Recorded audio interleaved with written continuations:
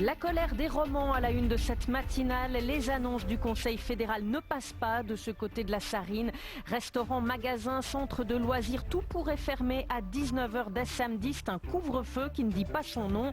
Alors est-ce qu'on paie pour le manque de rigueur des alémaniques? Faut-il vraiment que le Conseil fédéral reprenne la main?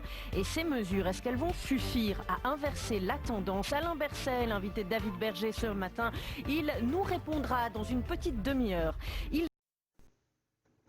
Voilà, c'est le journal du matin de la Télé Suisse romande avec Romaine Morard aux commandes. Bon, la dinde qui nous assène depuis des mois et des mois sa propagande de merde sur le coronavirus, etc., qui est en train déjà de nous expliquer, donc ce matin-là, que est-ce que les Suisses allemands, ils n'ont pas été assez disciplinés. Donc, sous-entendu, il faut être discipliné parce qu'autrement, il va y avoir des cas. Donc ça, c'est la logique, hein, logique journalistique de la femme. Vous remarquerez qu'elle se lave tout le temps les mains. Hein, donc c'est psychologiquement intéressant. Elle se prend pour Ponce Pilate. Hein.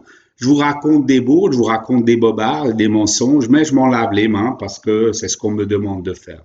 Enfin voilà, c'est juste pour savoir. Donc les Suisses allemands, ils sont irresponsables parce qu'ils n'ont pas voulu être aussi restrictifs dans la liberté des gens comme l'ont été par exemple les Romans ou les Genevois avec son conseiller d'État Poggia qui est un fou furieux et qui enferme les gens comme si on devait être en prison parce qu'ils ont constaté des cas. Donc je reprends les cas, c'est que dalle, hein, les cas. Hein.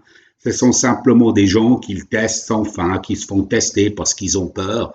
Ils se font tester, alors tout à coup, alors il y a ce qu'on appelle donc les tests avec ce qu'ils font, les accélérations pour savoir si vous êtes positif ou pas. Et c'est beaucoup trop de cycles d'accélération, d'amplification. Et puis après, vous pouvez trouver n'importe quoi. Donc, c'est des tests qui sont complètement faux, qui ne disent rien, mais sur la base de quels on n'arrête pas de nous emmerder, que des crétins nous emmerdent, que vous avez des soi-disant scientifiques, des épidémiologistes, comme la mère Ray, qui est à l'hôpital, au HUG de Genève, et qui est venue pendant des semaines nous dire que l'hydroxychloroquine, ça valait rien, on peut pas l'utiliser, mais il y a rien que tel que le remdesivir. C'est marrant, on la voit beaucoup moins, hein, parce qu'elle a dit tellement de conneries. Vous vous rendez compte que ces gens-là sont payés, je sais pas, 300 000 à 400 000 balles par année? Tout ça, ils sont des incapables, ces gens-là. Sont des idiots. Et à cause de ça, on nous prive de liberté, qu'on nous enferme, qu'on fout en l'air nos vies, et puis que ces journalistes sont là comme des courroies de transmission de toutes ces inepties, et qui tout ça, évidemment, et elle trouve ça normal, hein, de se foutre de notre gueule. Hein.